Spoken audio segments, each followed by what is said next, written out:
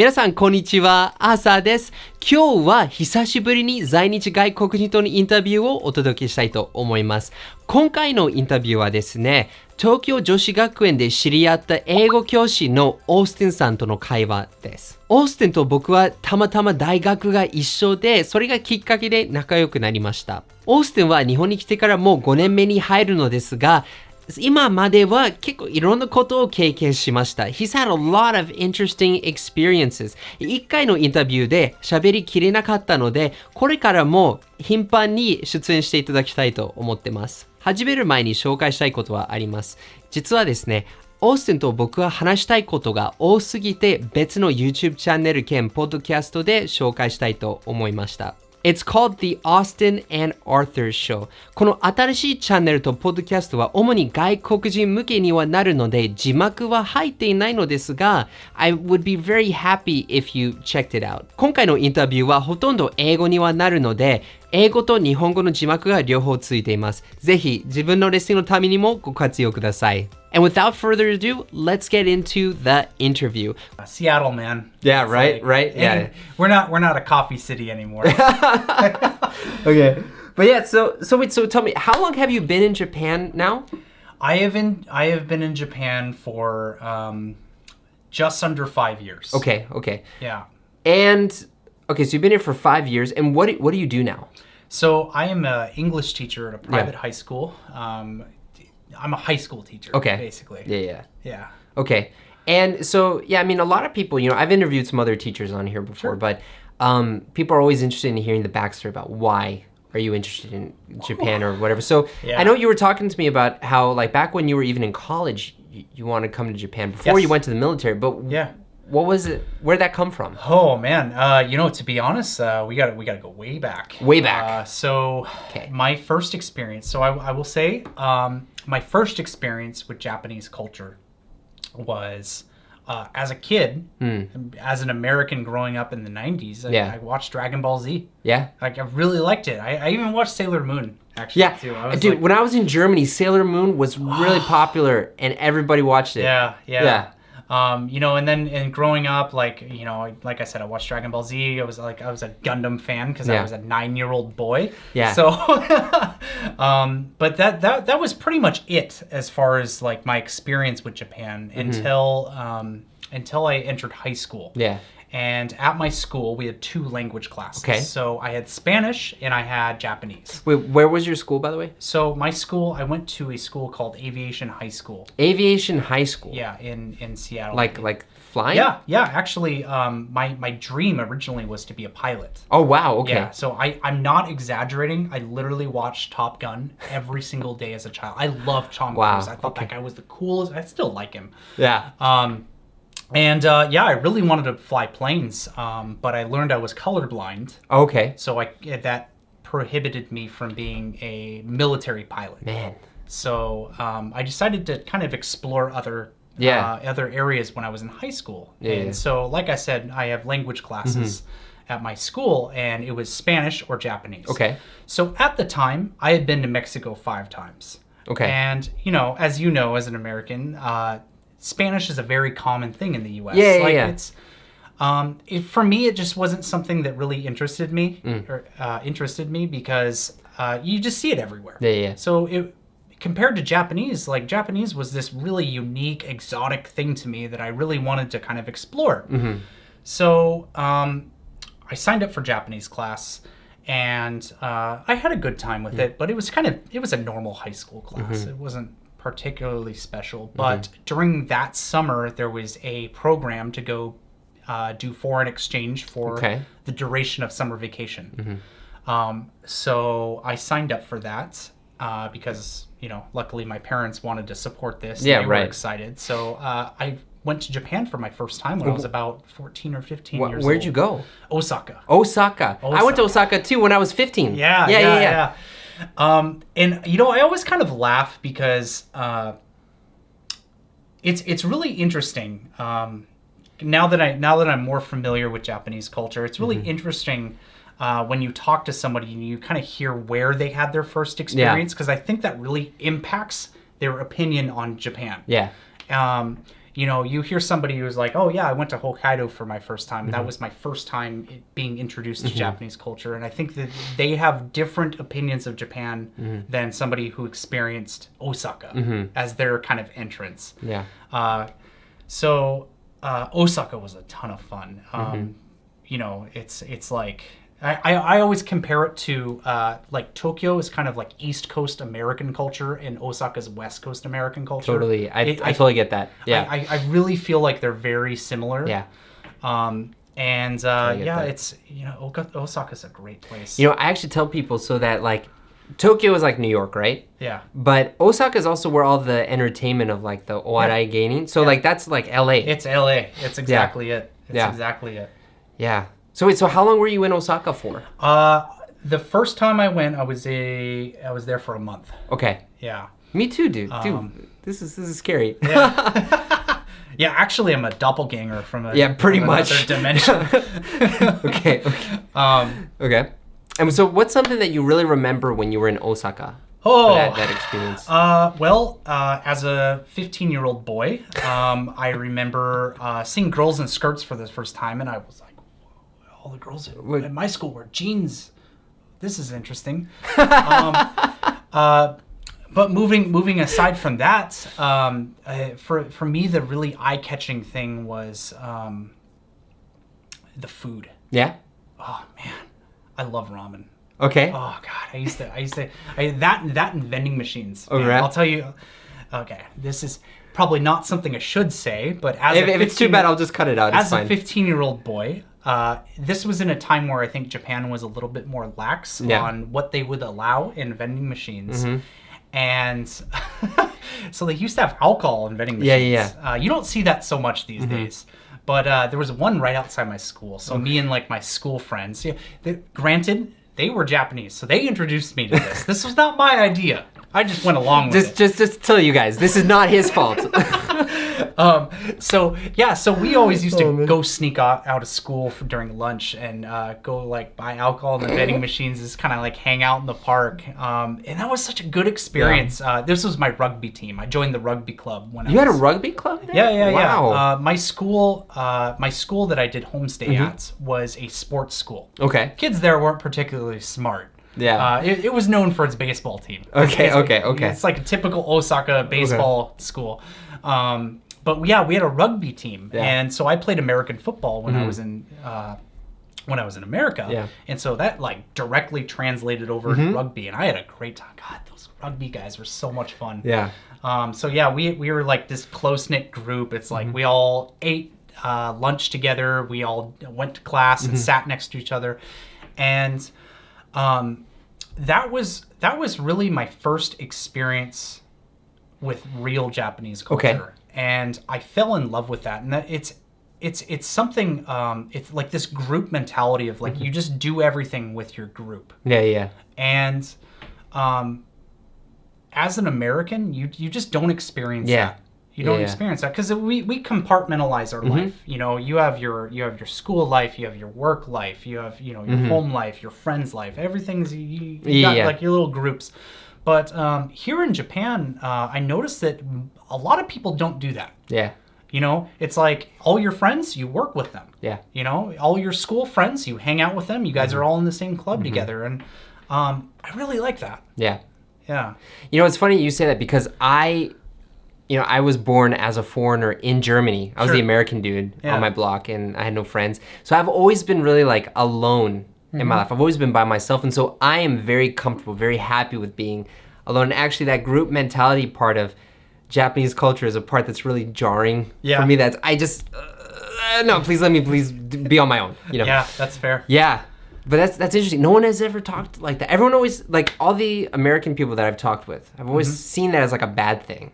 Really? Yeah, you're like the only... Yeah, I'm sorry to cut you off. Yeah, go for it, I hear that a lot also, like, Japanese culture is a collectivist society, and it's like, they're suppressing all this individuality, and I think to some extent there's some truth there. You do see a lot of people who have their individual identity suppressed here, particularly with women. There's very strict things on what they're allowed to wear. But even with men, like, take a train in Tokyo and tell me what you see men wear. White shirt, black pants. Doesn't matter if you're, selling houses or, the CEO of a company. That's what you wear. If you're between the ages of like 20 to 70. Right. You know what I mean? So there's absolutely some truth there, but I think something that I really appreciate about this group mentality is, at least how I feel. I feel like I'm always included. Okay. You never feel left out for being like the gaijin? I thought that I would feel that. But I think that's a personality thing. Okay. I think, and maybe it's just because I live in Tokyo that people are more accepting of foreigners here, and that's probably true. But I like to pretend that I'm a very social person, and I think I'm pretty good at tricking people. I think you're pretty good at that, I think I'm pretty good at tricking people that I'm a social person. I think because of that, that I get invited to a lot of groups and everything, and I feel included because of that. So, dude, so we've been talking for like 10 minutes now, and there's so much stuff that I want to talk with you about. I want to call you back here like 5 times, just talk about all this stuff, right? Like, you need to be a new regular on this. This is awesome, man. But today, I want to try and focus on your experience of coming here. So we're gonna have lots of things to talk about. But I want to know. So you went here. You went to Osaka for a month. And then you went back to the States. Yes. And then what happened? How'd you get back here again? Oh man, I bought a canoe. I just kind of rode my way. It took me 15 years, but we made it eventually. That is, oh God, you're going to have like 3 or 4 episodes you bring me on here for that. Seriously. All right. So I came back and I had a wonderful experience, and I actually met a person on the JET program. There was a JET teacher at my What's school. the JET program, just for the people who don't know? You caught me off guard here. Say something nice. Say something nice. All right. So it's a program for young foreigners that graduated high school that have a interest in Japan. Not necessarily an interest teaching, but an interest in Japan. And it's an experience for them to come over and teach English. Teach English? Teach English. Oh, I've lived here for too long. It's okay, dude. It's okay. But teach English and... just kind of immerse themselves in Japanese culture, and for that, I think it's a wonderful program. So there was a JET teacher. He was from Australia. I think his name. All right, you got to edit this part out because he had like some kind of girl's name. It was like Lindsay Ashley. or Jane or something. Okay. It was probably Lindsay. Yeah, I think it might have been Lindsay. Anyways, whatever. I don't know why I brought that up. I mean, it's a girl's name, but some men have it. It's fine. Anyways, I met him. The guy was a really nice guy. And he looked really happy. And who knows? I don't know why he was happy. Maybe he's having a good time. Maybe he was dating someone great. Maybe he was just taking like kayaking lessons every day or something. Trying to kayak back to Australia. But he looked really happy, and I remember as a student, because I would go hang out with him, at the English class, because the English class was a waste of time for me. Obviously, I'm an English speaker.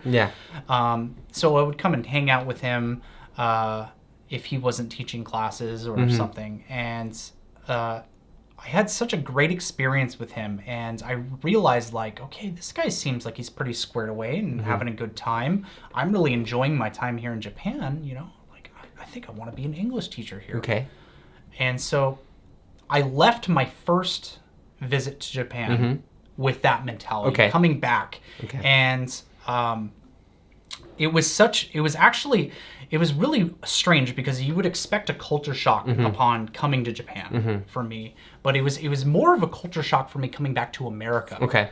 I kind of snapped into reality and was like, okay, whoa, this is the country I live in. Right. I don't have anything bad to say about America. Obviously, I was a Marine. I defended the country. So, right.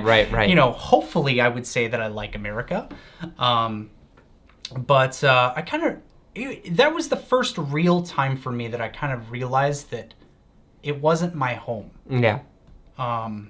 And I've always had that feeling that Seattle, that America wasn't my home. And I think that little seed was planted in me that day, and that's what kind of like made me kind of look. Did you feel that before you went to Japan? No. Okay. I did not. Okay. I did not. Yeah. So it was a really weird experience for me. Yeah. No, I mean, I get that. I've never really felt in place anywhere. I was born out of place. Sure. So I feel more comfortable being in a different place, So yeah. I totally get that feeling. But okay, and then you go and like you live your life. You go to college. You go to the Marines. Yeah. We can talk about that another time. But then, how did you end up getting back to Japan after college? Was it the JET program? Yes. Okay. Yes. Okay, so tell us a little bit about that. You're like, what were you thinking of when you joined the JET program, and then you got in, and what was different? And try to not be like too mean. Yeah, no.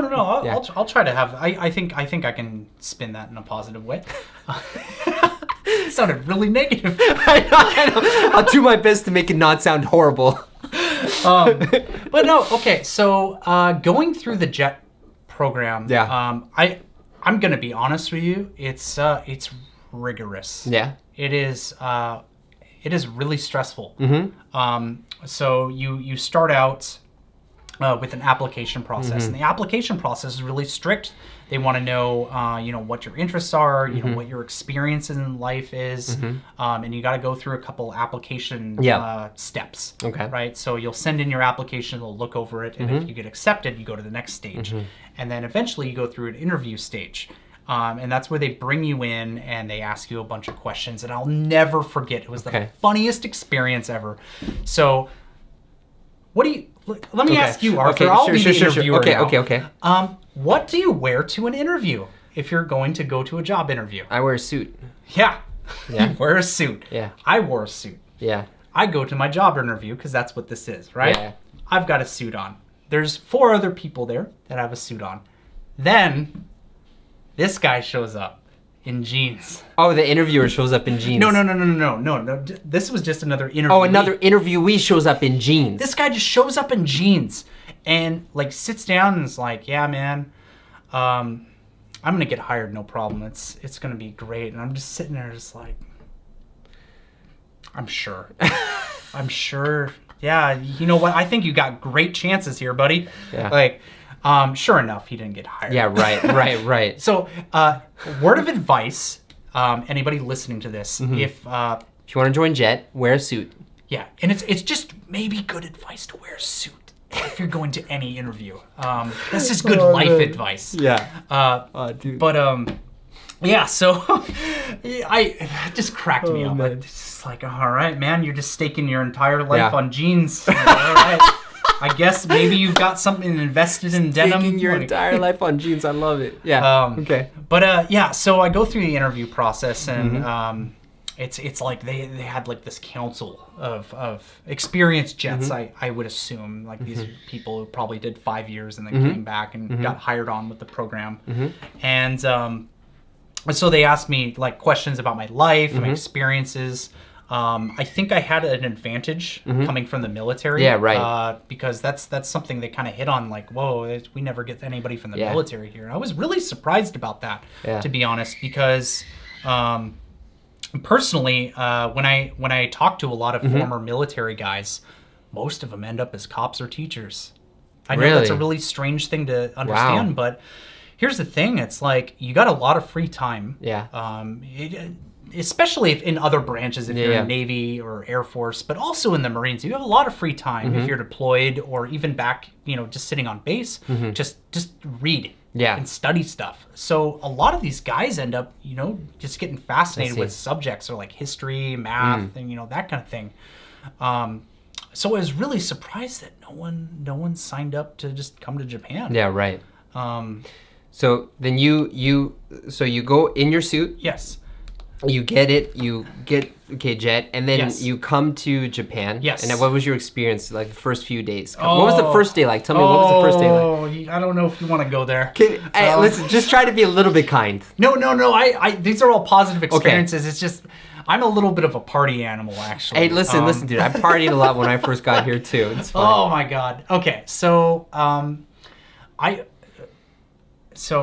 kind of have two sides to me. I try to be very professional and polite, but I also have this like, all right, cool, let's just go drinking for 3 days. So like, and whatever happens, happens. So the very first day I get here, you have this big seminar for all the jets in Japan. It's like 700 of us all show up, and I was really surprised because I was a Tokyo jet, so like we're like this rare elite group. It's like, you're going to some like middle of nowhere place. Like, I'm here in Tokyo. Like, that's the mentality. Right.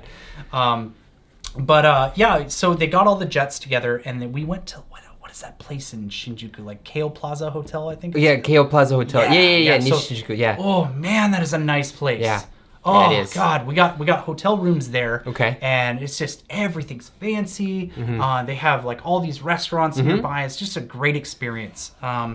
So the first night, we finished our kind of like sessions and seminars and everything. And my group of guys, I was put with 2 guys going to Okinawa, and another guy going to Osaka, and then there was me. And I was the oldest guy in like the entire jet program. Yeah. You know, when I entered, I was 27. Okay. And like everyone else is like 22, so I was like, Grandpa. I was Grandpa. So it's like, all right, guys, let's go out drinking. They were like, oh, can we? Is that allowed? It's like, well, are you old enough to drink? Yeah. So let's go. You're like the senpai showing them how to live life. That's great. Yeah. Well, because there's some truth to that though, because I've had a lot of life experience and job experience before coming to this, but you got to think a lot of these people joining the JET program is like right out of college. This is going to be their first career job. So we go out and experience real Japanese culture of like izakaya life, and came back at 3 a.m. Awesome. And so needless to say, I spent my next day with a hangover. And I actually apparently made a reputation for myself because there was some girl gossiping about me in the hallway when I was walking to a seminar. And I kind of, like, I just laughed about that because it was like, she ended up like reporting it to people, and that you went out drinking. It's like I approached her, and I was kind about this, and I was just like, listen, you got to know which country you're in, right? Right? Here in Japan, if you're the one who's not drinking with everyone, you're the weird one. Yeah, that's definitely true. It's absolutely true, and it's not about specifically drinking, but it's like back to what I was saying earlier. It's that group experience. Yeah, right. Right. It's doing the same thing together. Yeah, it's the, hey, you know what? I want to participate with you guys. Yeah. That's the mentality here. And I think that mentality has really helped me over the years. But so that was my first day. That was my first day. That's a very eventful day, man. Yeah. My first day, I was so tired, I just slept. Yeah. Okay, so you get here, and so you're having a lot of fun. Yes. And you're going into JET, and you're starting working at a school. I am. So at that time, so 5 years ago, you just start working at school. What was something that surprised you when what was your image about Japan before you arrived? And how was it different from what you actually experienced? Well, it was quite different, to be honest. So you have to understand, coming from, living in Osaka and going to a sports school. Yeah. Right? So my experience was as a student going to that school and going to a sports school and switching over. I work at the same school now.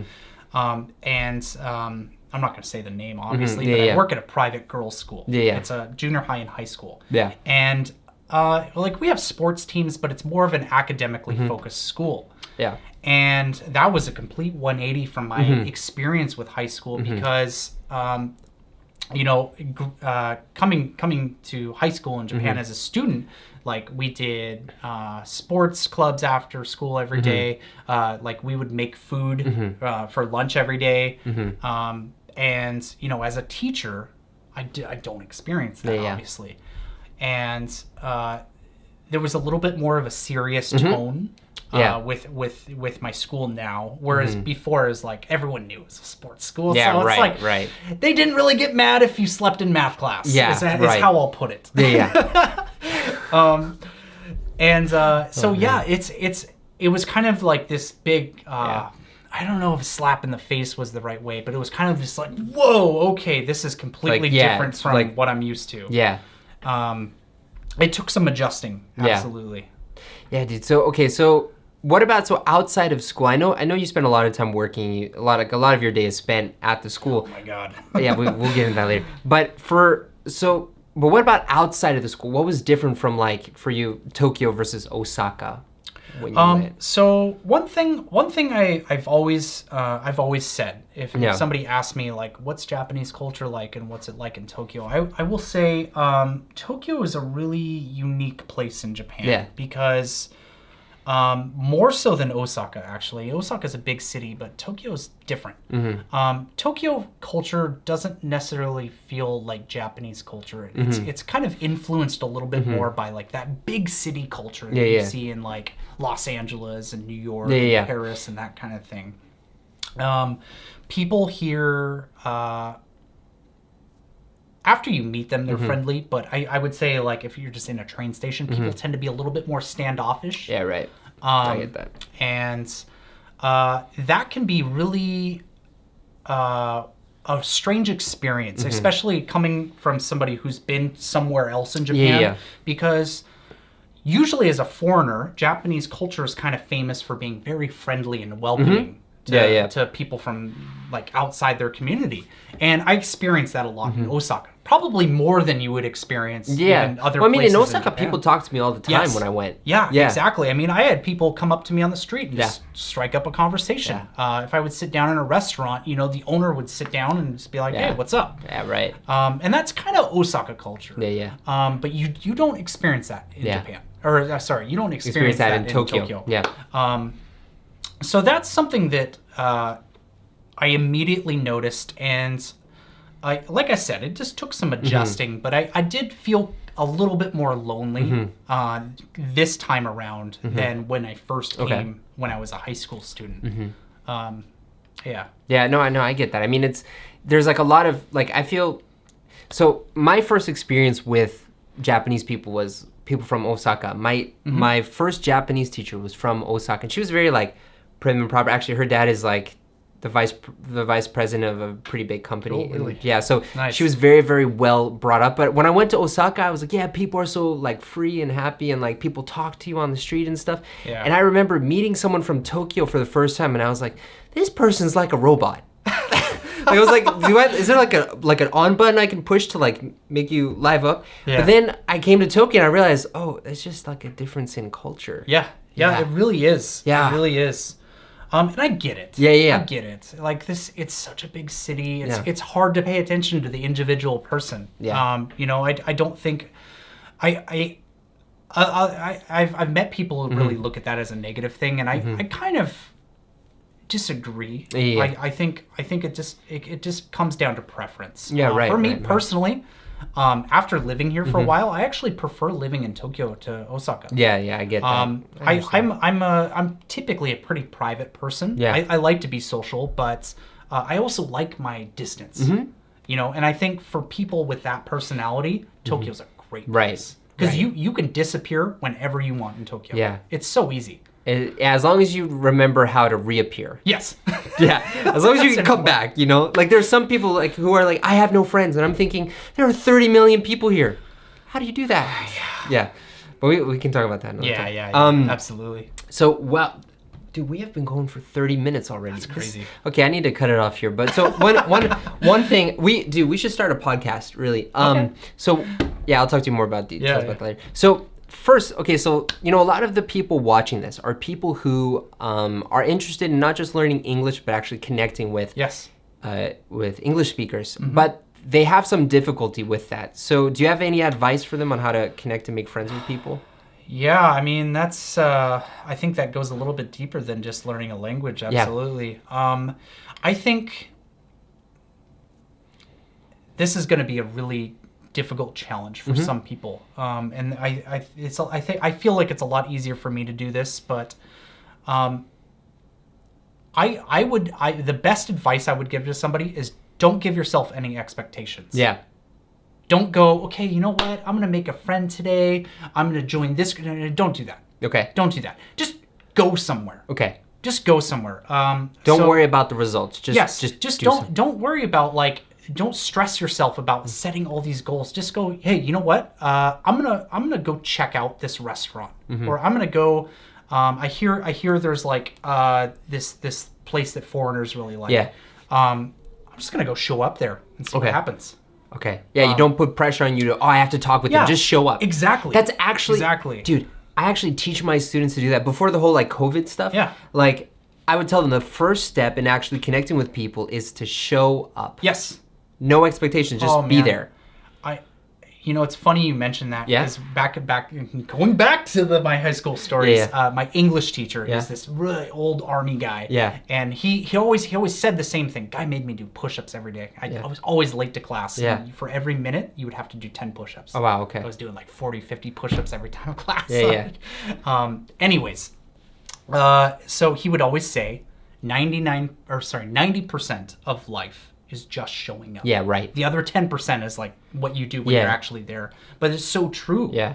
It's so true. It's just getting yourself out the door and just putting yourself there. Yeah. That's the hardest thing. Once you're there, dude, you can figure that out. I really agree with that. Like, I mean, you should plan, and you can plan, and you can kind of be strategic about it, but in the end, just do it. Yeah. Just go take action. Yeah. Awesome. All right, man. Well, this has been great. I mean, guys, I know you guys probably love this conversation. Austin's going to be back for sure. We have a lot more to talk about. So see you guys then. Alright guys, how was it? お役に立てたら楽しんでいただけたらとっても嬉しいです。これからもオーストンに頻繁に出演していただきたいと思っていますので、何か聞きたいことがありましたら、ぜひコメント欄でシェアしてください。最後に、先ほど申し上げたように、オースティンと僕は外国人向けのポッドキャストを始めました。外国人向けなので字幕はないのですが、日本に住んでどう思ったかという素直な気持ちをシェアするためのポッドキャストなので、気になっている場合はぜひ You can click up here or you can click the link below this video for more information. As always, enjoy your English adventures. 一緒に世界とつながりましょう See you next time! 見たい場合はぜひこちらをクリックして、okay. 英語の字幕はないのですが、気になりたい、okay. いろんな経験を語っていて、okay.